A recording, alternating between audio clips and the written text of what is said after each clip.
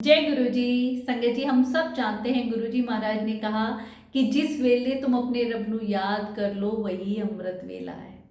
पर संगत जी, हमारे जीवन में पिछले जन्म के कुछ ऐसे कर्म सामने आ जाते हैं जो हमें दुख के रूप में मिलते हैं और वो दुख हमारे कटने में नहीं आते हैं। तो अमृत वेले अगर हम अपने प्रभु का सिमरन करते हैं तो कितने जन्मों के कर्म कुछ ही दिनों में कट जाते हैं। संगत जी, बहुत सी संगत होती है जिनके मन में यही सवाल होता है कि हमारा अमृत वेला नहीं बन पाता है, हमसे छूट जाता है, ऐसा हम क्या करें।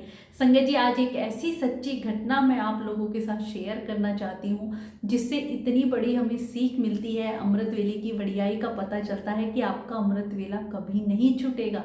संगत जी, एक गांव में एक जमींदार था, फतेह सिंह, और ये एक सच्ची घटना है, गांव कलेरा की है। संगत जी, आप आज भी उस गांव में जाके अगर इन लोगों के बारे में पता करेंगे तो वो सारी घटना आपको बता सकते हैं। संगत जी, वो जमींदार, उसके पास बहुत सारे पशु पक्षी, बहुत सारी जमीन जायदाद और हर प्रकार की सुख सुविधाएं उसके पास थी। पर कुछ कहते ना, पिछले जन्म के ऐसे कर्म उसके सामने आए कि उसके घर एक एक पशु मरने लग जाता है, उसकी सारी जमीन जायदाद सब बिक जाती है और वो बिल्कुल रोड पे आ जाता है। और ऐसे वक्त में कहते ना, कोई काम नहीं आता है सिवाय भगवान के। उसकी बीवी बच्चे भी उसका घर छोड़ के चले जाते हैं। अब उसकी हालत ऐसी भिखारियों जैसी हो जाती है। और एक दिन ऐसे ही वो सड़क पे बैठा सोच रहा था कि एकदम अचानक से ऐसा क्या हुआ है, मेरे से क्या गलती हुई है, किसी ने मेरे ऊपर कुछ करवा दिया है।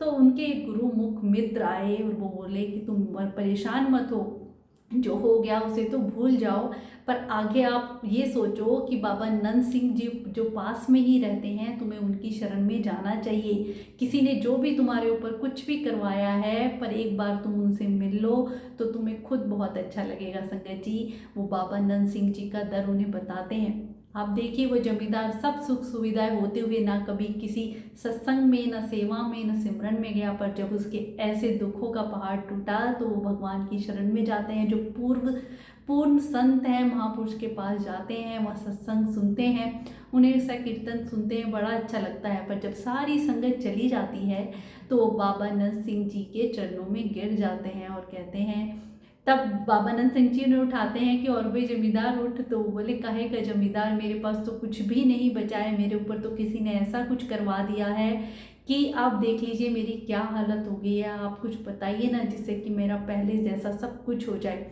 तो बाबा नंद सिंह जी कहते हैं कि तुम सत्संग सेवा सिमरन करोगे तो धीरे धीरे जो तुम्हारे पाप कर्म हैं वो कम होते चले जाएंगे और तुम्हें सारा जो पुण्य की वजह से सारा लौटा हुआ तुम्हारा धन, सुख सुविधाएं, तुम्हारा सुख तुम्हें मिल जाएगा। पर आगे से वचन करो कि कुछ भी ऐसा कर्म नहीं करोगे। तो संगत जी, जैसे हम लोगों के मन में आ जाए ना कि कुछ ऐसा शॉर्टकट हो, तो कहते धीरे धीरे नहीं, आप कुछ मुझे ऐसा शॉर्टकट बताइए जिससे जल्दी से मुझे मेरा सारा धन वैभव मिल जाए।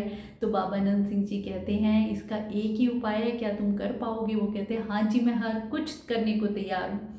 तो बाबा नंद सिंह जी जो बात बता रहे हैं ना, सारी संगत जी बड़े ही ध्यान से सुनना, जिससे हमें इतनी बड़ी सीख मिलती है। वो कहते हैं कि सुबह 2 बजे उठ के नहा धो के तुम्हें अपने गले में या तो एक ढोल या एक ऐसी घंटी ले जानी है, जो आपने अक्सर स्कूलों में भी देखी होगी कि ब्रेक की टाइम बजती है, ऐसी घंटी ले जाके गांव के हर द्वार पे जाके क्या गाना है कि उठ जाग सवेरे जी, बना तेरे नाम जपंदा वेला। संगत जी, ये गीत तुम्हें गाना है। वो हैरान कि रात को 2 बजे मैं अगर हर घर में जाऊंगा तो लोग मुझे गालियां भी देंगे, पीटेंगे भी। तो क्या यार, तुमने ये कर दिया तो फिर देखना तुम इसका चमत्कार। संगत जी, पर वो कहते ठीक है, मैं, मेरे पास तो वैसे भी कुछ नहीं बचा है तो मैं ज़रूर करूँगा। और संगत जी, ऐसा ही होता है। वो सुबह दो दो बजे उठ के नहा धो के और एक ढोल लेके और हर गांव के द्वार पे जाके बजाने लगते हैं। बहुत से लोगों ने गालियाँ दी और अपने दर से भगा दिया, पीटा भी, हर मार उन्होंने सही, पर उन्होंने ये बात छोड़ी नहीं।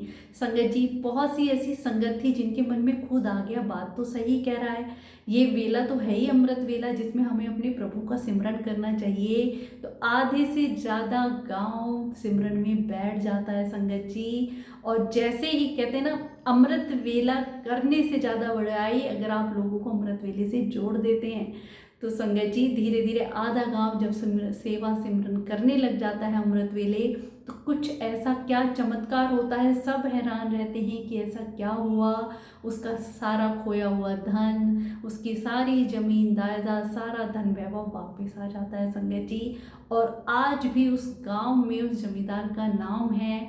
जब इतने साल बीत गए हैं संगत जी, उनकी फैमिली कनाडा रहती है, तो कनाडा से भी वो लोग फैमिली मेंबर आके गांव में वही प्रथा बैल बजाया करते हर घर के, वही 2 बजे उठ के अमृत वेले के लिए लोगों को उठाते। तो आज के टाइम में तो आप देखिए फ़ोन भी हैं, सब सुविधाएं हैं, तो कहते हैं आप फ़ोन से भी दूसरे लोगों को उठा सकते हैं। नहीं, कहते हैं हमारे पूर्वज दादाजी यही कह के गए कि इसी सेवा से तुम्हें सब कुछ मिला है, तो अपने जीवन में कभी ये सेवा नहीं छोड़ना। तो संगत जी अमृत वेले की कितनी बढ़िया ये है।